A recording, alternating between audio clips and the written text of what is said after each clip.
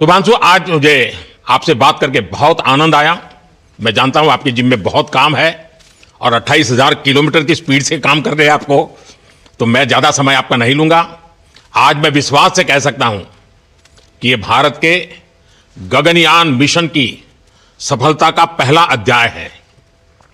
आपकी यह ऐतिहासिक यात्रा सिर्फ अंतरिक्ष तक सीमित नहीं है, यह हमारी विकसित भारत की यात्रा को तेज गति और नई मजबूती देगी।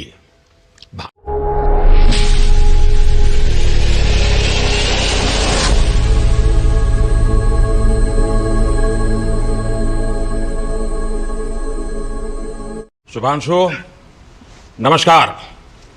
आप आज मातृभूमि से, नमस्कार। भारत भूमि से सबसे दूर है, लेकिन भारतवासियों के दिलों के सबसे करीब है। आपके नाम में भी शुभ है और आपकी यात्रा नए युग का शुभ आरंभ भी है। इस समय बात हम दोनों कर रहे हैं, लेकिन मेरे साथ 140 करोड़ भारतवासियों की भावनाएं भी हैं। मेरी आवाज में सभी भारतीयों का उत्साह और उमंग शामिल है। अंतरिक्ष में भारत का परचम लहराने के लिए मैं आपको हार्दिक बधाई और शुभकामनाएं देता हूं। मैं ज्यादा समय नहीं ले रहा हूं, तो सबसे पहले तो ये बताइए, वहां सब कुशल मंगल है? आपकी तबीयत ठीक है? जी प्रधानमंत्री जी, बहुत बहुत धन्यवाद आपकी विशेष का और 140 करोड़ मेरे देशवासियों की विशेष का। मैं यहाँ बिल्कुल ठीक हूँ, सुरक्षित हूँ। आप सबके आशीर्वाद और प्यार की वजह से बहुत अच्छा लग रहा है। बहुत नया एक्सपीरियंस है ये, और कहीं ना कहीं बहुत सारी चीज़ें ऐसी हो रही हैं जो दर्शाती हैं कि मैं और मेरे जैसे बहुत सारे लोग हमारे देश में और हमारा भारत किस दिशा में जा रहा है।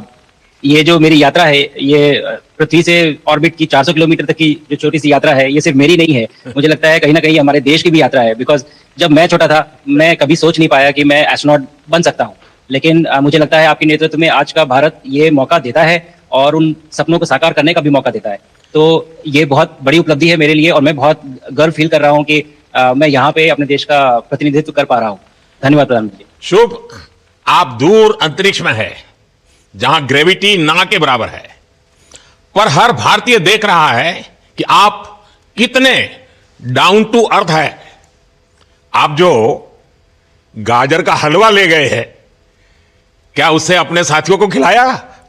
जी प्रधानमंत्री जी, ये कुछ चीज़ें मैं अपने देश की खाने की लेके आया था, जैसे गाजर का हलवा, मूंग दाल का हलवा और आमरस। और मैं चाहता था कि ये बाकी भी जो मेरे साथी हैं, बाकी देशों से जो आए हैं, वो भी इसका स्वाद लें और चखें, जो भारत का जो रिच कुलिनरी हमारा जो हेरिटेज है उसका एक्सपीरियंस लें। तो हम सभी ने बैठ के इसका स्वाद लिया साथ में, और सबको बहुत पसंद आया। उसको कहें कि कब वो नीचे आएंगे और हमारे देश आए और इनका स्वाद ले सके हमारे साथ। शुभ, परिक्रमा करना भारत की सदियों पुरानी परंपरा है। आपको तो पृथ्वी माता की परिक्रमा का सौभाग्य मिला है। अभी आप पृथ्वी के किस भाग के ऊपर से गुजर रहे होंगे? जी प्रधानमंत्री जी, इस समय तो मेरे पास ये इंफॉर्मेशन उपलब्ध नहीं है, लेकिन थोड़ी देर पहले मैं खिड़की से, विंडो से बाहर देख रहा था, तो हम लोग हवाई के ऊपर से गुजर रहे थे। और हम दिन में 16 बार परिक्रमा करते हैं, 16 सूर्योदय और 16 सनराइज और सनसेट हम देखते हैं ऑर्बिट से। और बहुत ही अचंभित कर देने वाला ये पूरा प्रोसेस है। इस परिक्रमा में, इस तेज गति में, जिस हम इस समय करीब 28,000 किलोमीटर प्रति घंटे की रफ्तार से चल रहे हैं आपसे बात करते वक्त, और ये गति पता नहीं चलती क्योंकि हम तो अंदर हैं, लेकिन कहीं ना कहीं ये गति जरूर दिखाती है कि हमारा देश कितनी गति से आगे बढ़ रहा है इस समय, कि हम यहाँ पहुंचे हैं और अब यहाँ से और आगे जाना है। अच्छा शुभ, अंतरिक्ष की विशालता देखकर सबसे पहला विचार क्या आया आपको?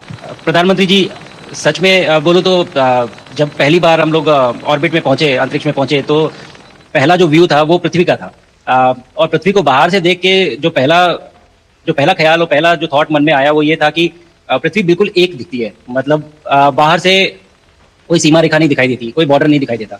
और दूसरी चीज जो बहुत नोटिसेबल थी, जब पहली बार भारत को देखा, तो हम मैप पे पढ़ते हैं भारत को, हम देखते हैं बाकी देशों का आकार कितना बड़ा है, हमारा आकार कैसा है, वो मैप पे देखते हैं, लेकिन वो सही नहीं होता, क्योंकि वो एक हम 3D ऑब्जेक्ट को 2D यानी पेपर पे हम उतारते हैं। भारत सच में बहुत भव्य दिखता है, बहुत बड़ा दिखता है। जितना हम मैप पे देखते हैं उससे कहीं ज्यादा बड़ा। और जो वननेस की फीलिंग है, पृथ्वी की वननेस की फीलिंग है, जो हमारा भी मोटो है कि अनेकता में एकता, वो बिल्कुल उसका महत्व ऐसा समझ में आता है बाहर से देखने में कि लगता है कि कोई बॉर्डर एग्जिस्ट ही नहीं करता, कोई राज्य नहीं एग्जिस्ट करता, कंट्रीज नहीं एग्जिस्ट करती। फाइनली हम सब ह्यूमैनिटी का पार्ट है और अर्थ हमारा एक घर है और हम सब के सब उसके सिटीजन्स हैं। शुभांशु, स्पेस स्टेशन पर जाने वाले आप पहले भारतीय हैं। आपने जबरदस्त मेहनत की है, लंबी ट्रेनिंग करके गए हैं। अब आप रियल सिचुएशन में हैं, सच में अंतरिक्ष में हैं। वहां की परिस्थितियां कितनी अलग हैं, कैसे एडप्ट कर रहे हैं? यहाँ पे तो सब कुछ ही अलग है प्रधानमंत्री जी। ट्रेनिंग की हमने पिछले पूरे 1 साल में, सारे सिस्टम्स के बारे में मुझे पता था, सारे प्रोसेस के बारे में मुझे पता था, एक्सपेरिमेंट्स के बारे में मुझे पता था। लेकिन यहाँ आते ही सडनली सब चेंज हो गया। बिकॉज हमारे शरीर को ग्रेविटी में रहने की इतनी आदत हो जाती है कि हर एक चीज उससे डिसाइड होती है। पर यहाँ आने के बाद चूंकि ग्रेविटी, माइक्रो ग्रेविटी है, एब्सेंट है, तो छोटी छोटी चीजें भी बहुत मुश्किल हो जाती हैं। अभी आपसे बात करते वक्त मैंने अपने पैरों को बांध रखा है, नहीं तो मैं ऊपर चला जाऊंगा। और माइक पे भी जैसे छोटी चीजें हैं, इसको छोड़ भी दूं तो भी ये ऐसे फ्लोट करता रहता है। पानी पीना, पैदल चलना, सोना बहुत बड़ा चैलेंज है। आप छत पे सो सकते हैं, आप दीवारों पे सो सकते हैं, आप जमीन पे सो सकते हैं। तो पता सब कुछ होता है प्रधानमंत्री जी। ट्रेनिंग अच्छी है, लेकिन वातावरण चेंज होता है तो थोड़ा सा यूज्ड होने में 1-2 दिन लगते हैं, बट फिर ठीक हो जाता है। भारत की ताकत साइंस और स्पिरिचुअलिटी दोनों है। आप अंतरिक्ष यात्रा पर हैं, लेकिन भारत की यात्रा भी चल रही होगी। भीतर में भारत दौड़ता होगा। क्या उस माहौल में मेडिटेशन और माइंडफुलनेस का लाभ भी मिलता है क्या? जी प्रधानमंत्री जी, मैं बिल्कुल सहमत हूँ। मैं कहीं ना कहीं ये मानता हूँ कि भारत ऑलरेडी दौड़ रहा है और ये मिशन तो केवल एक पहली सीढ़ी है उस एक बड़ी दौड़ का। और हम जरूर आगे पहुंच रहे हैं और अंतरिक्ष में हमारे खुद के स्टेशन भी होंगे और बहुत सारे लोग पहुंचेंगे। और माइंडफुलनेस का भी बहुत फर्क पड़ता है। बहुत सारी सिचुएशंस ऐसी होती हैं नॉर्मल ट्रेनिंग के दौरान भी या फिर लॉन्च के दौरान भी, जो बहुत स्ट्रेसफुल होती हैं। और माइंडफुलनेस से आप अपने आप को उन सिचुएशंस में शांत रख पाते हैं और अपने आप को काम रखते हैं, अपने आप को शांत रखते हैं, तो आप अच्छे डिसीजन ले पाते हैं। कहते हैं कि दौड़ते हुए भोजन कोई भी नहीं कर सकता, तो जितना आप शांत रहेंगे उतना ही अच्छे से आप डिसीजन ले पाएंगे। तो आई थिंक माइंडफुलनेस का बहुत इंपॉर्टेंट रोल होता है इन चीज़ों में। तो दोनों चीज़ें अगर साथ में प्रैक्टिस की जाएं तो ऐसे एक चैलेंजिंग एनवायरनमेंट में या चैलेंजिंग वातावरण में मुझे लगता है ये बहुत ही यूजफुल होंगी और बहुत जल्दी लोगों को अडेप्ट करने में मदद करेंगी। आप अंतरिक्ष में कई एक्सपेरिमेंट कर रहे हैं। क्या कोई ऐसा एक्सपेरिमेंट है जो आने वाले समय में एग्रीकल्चर या हेल्थ सेक्टर को फायदा पहुंचाएगा? जी प्रधानमंत्री जी, मैं बहुत गर्व से कह सकता हूं कि पहली बार भारतीय वैज्ञानिकों ने 7 यूनिक एक्सपेरिमेंट्स डिज़ाइन किए जो कि मैं अपने साथ स्टेशन पे लेके आया हूं। और पहला एक्सपेरिमेंट जो मैं करने वाला हूं, जो कि आज ही के दिन में शेड्यूल्ड है, वो है स्टेम सेल्स के ऊपर। अंतरिक्ष में आने से क्या होता है कि ग्रेविटी चूंकि एब्सेंट होती है तो लोड खत्म हो जाता है, तो मसल लॉस होता है। तो जो मेरा एक्सपेरिमेंट है वो ये दिख रहा है कि क्या कोई सप्लीमेंट देके हम इस मसल लॉस को रोक सकते हैं या फिर डिले कर सकते हैं। इसका डायरेक्ट इम्प्लीकेशन धरती पे भी है कि जिन लोगों का मसल लॉस होता है ओल्ड एज की वजह से, तो उनके ऊपर ये सप्लीमेंट्स यूज किए जा सकते हैं। तो मुझे लगता है कि ये डेफिनेटली वहाँ यूज हो सकता है। साथ ही साथ जो दूसरा एक्सपेरिमेंट है वो माइक्रो एल्गी की ग्रोथ के ऊपर। ये माइक्रो एल्गी बहुत छोटे होते हैं लेकिन बहुत न्यूट्रिशियस होते हैं। तो अगर हम इनकी ग्रोथ देख सकते हैं यहाँ पे और ऐसा प्रोसेस इजाद करें कि ये ज्यादा तादाद में हम इन्हें उगा सकें और न्यूट्रिशन हम प्रोवाइड कर सकें, तो कहीं ना कहीं ये फूड सिक्योरिटी के लिए भी बहुत काम आएगा धरती के ऊपर। सबसे बड़ा एडवांटेज जो है स्पेस का वो ये है कि ये जो प्रोसेस है यहाँ पे बहुत जल्दी होते हैं, तो हमें महीनों तक या सालों तक वेट करने की जरूरत नहीं होती। तो इसलिए यहाँ के जो रिजल्ट चंद्रयान की सफलता के बाद देश के बच्चों में, युवाओं में विज्ञान को लेकर एक नई रुचि पैदा हुई। अंतरिक्ष को एक्सप्लोर करने का जज्बा बढ़ा।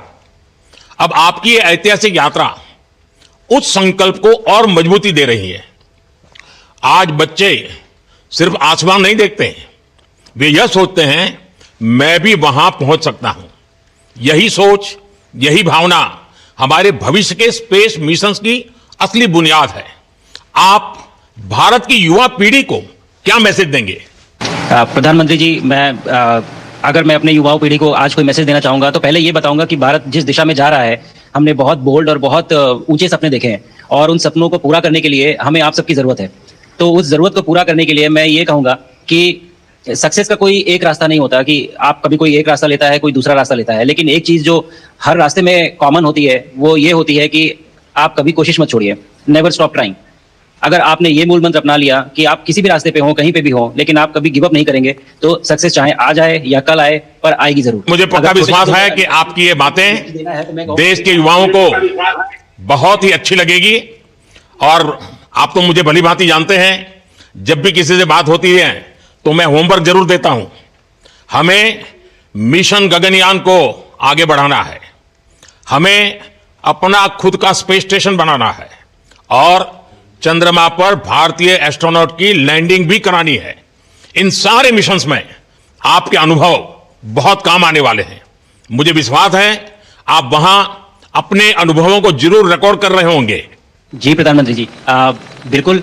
ये पूरा मिशन की ट्रेनिंग लेने के दौरान और एक्सपीरियंस करने के दौरान जो मुझे लेसन्स मिले हैं, जो मुझे सीख मिली है, वो सब एक स्पॉन्ज की तरह मैं एब्जॉर्ब कर रहा हूँ। और मुझे यकीन है कि ये सारी चीज़ें बहुत वैल्यूएबल प्रूव होंगी, बहुत इंपॉर्टेंट होंगी हमारे लिए जब मैं वापस आऊँगा, और हम इन्हें इफेक्टिवली अपने मिशंस में इनके लेसन्स अप्लाई कर सकेंगे और जल्दी से जल्दी उन्हें पूरा कर सकेंगे। बिकॉज मेरे साथी जो मेरे साथ आए थे, कहीं ना कहीं उन्होंने भी मुझसे पूछा कि हम कब गगनयान पे जा सकते हैं, जो सुन के मुझे बहुत अच्छा लगा और मैंने बोला कि जल्दी ही। तो मुझे लगता है कि ये सपना बहुत जल्दी पूरा होगा और मेरी जो सीख मुझे यहाँ मिल रही है, वो मैं वापस आके उसको अपने मिशन में पूरी तरह से 100% अप्लाई करके और उनको जल्दी से जल्दी पूरा करने की कोशिश करेंगे। शुभांशु, मुझे पक्का विश्वास है कि आपका यह संदेश एक प्रेरणा देगा। और जब हम आपके जाने से पहले मिले थे, आपका परिवारजन के भी दर्शन करने का अवसर मिला था और मैं देख रहा हूं कि आपके परिवारजन भी सभी उतने ही भावुक है, उत्साह से भरे हुए हैं।